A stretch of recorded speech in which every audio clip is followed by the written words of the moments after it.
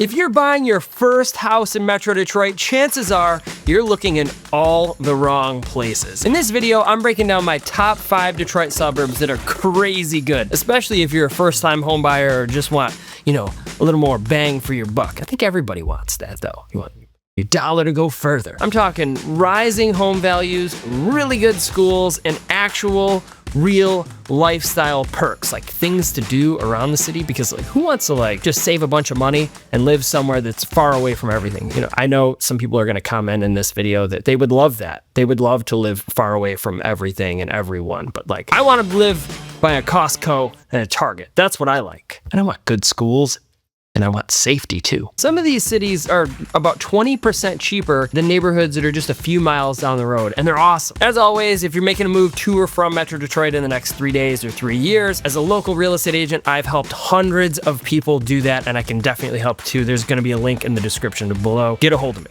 I can help. All right, so let's jump in. Coming in at number 5 on my list is Grosse Pointe Park, Michigan. Not the other grosses, Grosse Pointe Park. This is gonna be luxury for less. You can have waterfront access and a historic home without a crazy premium price tag. It's absolutely wild. Grosse Pointe Park sits right on Lake St. Clair with a Grosse Pointe address, but it's about 15 to 20% cheaper than Grosse Pointe Farms. That's a pretty big deal. 20% cheaper than a neighboring city. Same waterfront, same zip code status, sorta, pay a lot less. Homes here are about $400,000, which is gonna be the priciest one on this list, but it's still a steal if you compare it to the other cities in the grosses, or the points. People call it the points. I like to call it the grosses. GP is the place to be.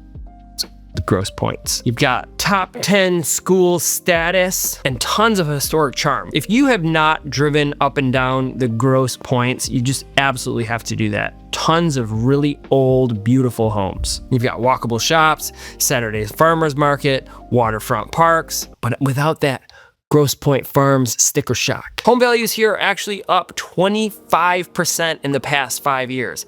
That's some crazy growth on a historically awesome city. So if you want a luxury address on a mid-range budget, Grosse Pointe Park is your jam. I know some people are gonna comment on this video. 400,000, that's crazy, that's not affordable. To some people it is. Coming in at number 4 on my list, Farmington Hills. Man, Farmington Hills has everything. Space, safety, value, a little bit of everything. If you want a place with some elbow room and peace of mind, this is your spot. Farmington Hills is only about 22 miles away from Detroit, so it gives you that suburban space, but with easy access to the city. That's one of the main reasons that people move to the Farmington Hills area, especially if they work in areas like Detroit or Ann Arbor, because it's only about 30 minutes away from just about everything. And homes here go for about $350,000. Yes, you can buy houses that are much more expensive, but you can expect to pay around $350,000 to maybe $500,000, and we're talking big 2,000 square foot homes plus on big quarter acre lots, big homes, big yards. But heads up, you're not gonna find a lot of fences here. If you want a neighborhood with a fence, contact me. We'll talk about some other areas that would fit, but a lot of these will not. It's just a Michigan thing, I guess. Open concept for the outdoors. That's the vibe that we're going for here in Michigan. According to the internet, Farmington Hills is one of Michigan's safest city, and it was actually ranked the 2nd safest city in the state of Michigan back in 2020. A little while ago, but I think it's still really high up there. And the schools here are really solid too. They might not be at the very tippy top of the school rankings every year, but they're pretty high up there. All around Farmington Hills is a really well-rounded community. You've got pretty much everything here. You've got a ton of food options.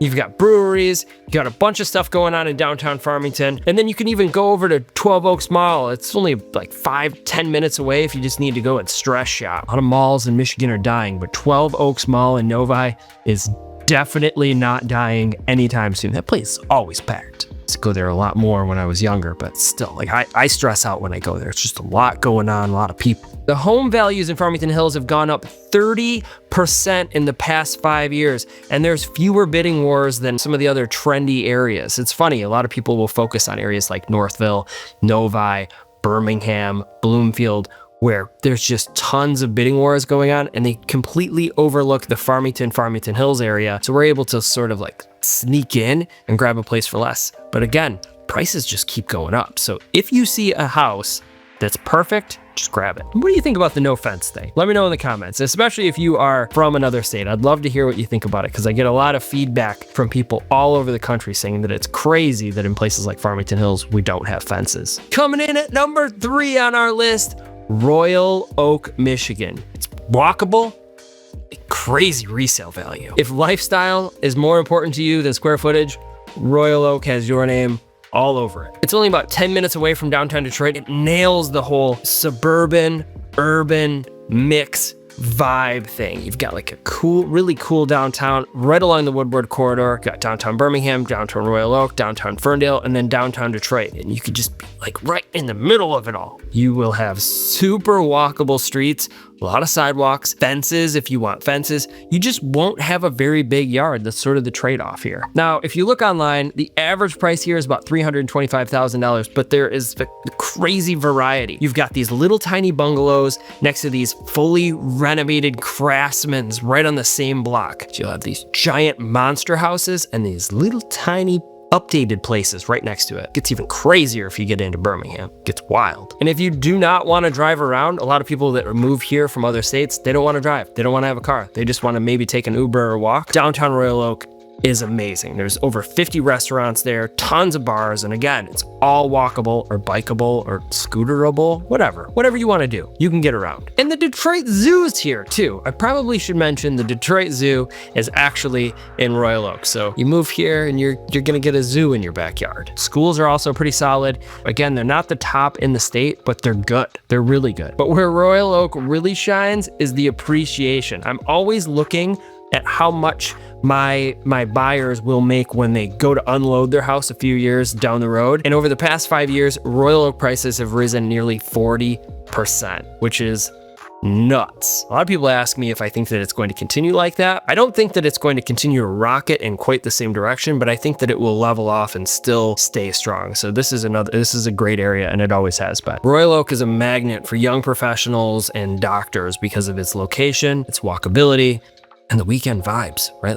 If I was younger, I'd move there in a heartbeat. Now, if you compare the last two, Farmington Hills and Royal Oak, which one would you rather have? Would you rather have the walkability of somewhere like Royal Oak or the wide open grassy plains of somewhere like Farmington Hills? Let me know. I would love to just be able to walk down the street and grab tacos. I would love that. I can't do that where I live. Coming in at number 2 on our list, Leavonia, Michigan. Family fun on a budget. Honestly, Leavonia is one of Wayne County's best kept secrets, and it's one of the best values in Metro Detroit, period. Home prices here are about $320-ish. They just keep going up, and you're gonna find a lot of ranches built in the 1950s, colonials, and sort of everything in between. Got houses in the 50s, 70s, a few in the 90s, but there's not a ton of new construction here. Schools are strong, crime's pretty low, and the community vibe here is real. People get fired up about anything going on in the Leavonia community. They're talking about building a downtown Leavonia, and everybody's freaking out. People think it's the greatest thing ever, and some people think it's the worst thing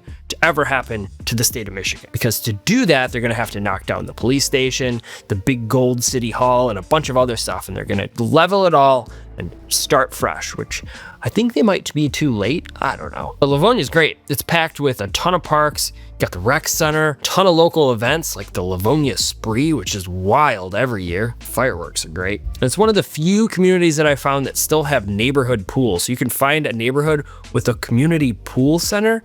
You just don't see those anymore. The other reason people love Leavonia is it's close to everything. It's right there off 96. It's sort of borders 96 and 275. So you can get everywhere very quickly. You can get downtown Detroit. You can get to IKEA in Canton. You've got Costco. You've got Target. A couple Targets you can get to really easily. Everything. Trader Joe's. You name it.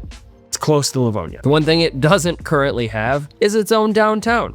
But it's usually fine for anyone who lives here because, again, you can get everywhere pretty quickly. 15, 20 minutes, you can get to downtown Plymouth, downtown Northville. You can go over to downtown Royal Oak. You can get anywhere from Leavonia fast. And as an added bonus, lots of fences. Just about every single neighborhood in Leavonia has a fence.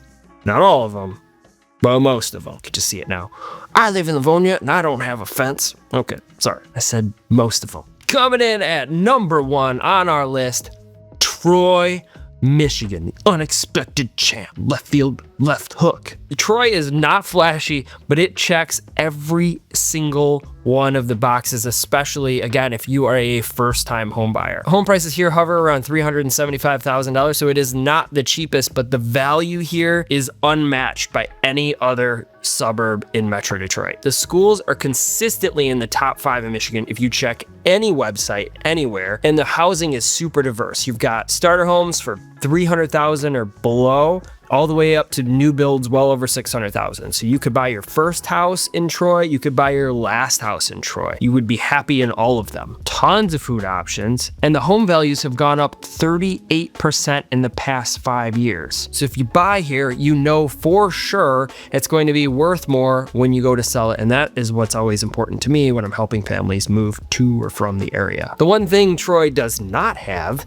is its own downtown. You've got a mall, but no downtown. But it's fine. You can go to other downtown areas for that. I've always thought of Troy as sort of like Leavonia plus. It's just like a giant version of Leavonia. A lot of houses, no solid downtown, good schools, safe community.